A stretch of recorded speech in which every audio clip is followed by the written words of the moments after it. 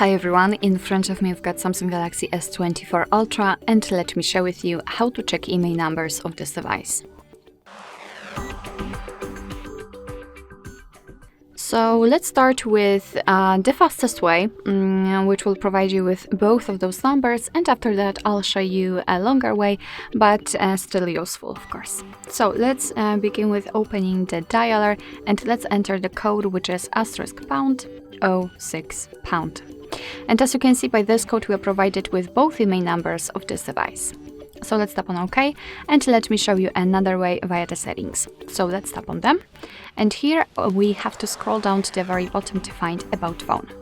And fortunately, we do not have to enter any other sections. Both IMEI numbers are listed right here in this kind of highlighted section with the most important information about your Galaxy S24 Ultra. So this option this way is useful because you can still check the IMEI numbers even if the secret code won't work or you will forget about it.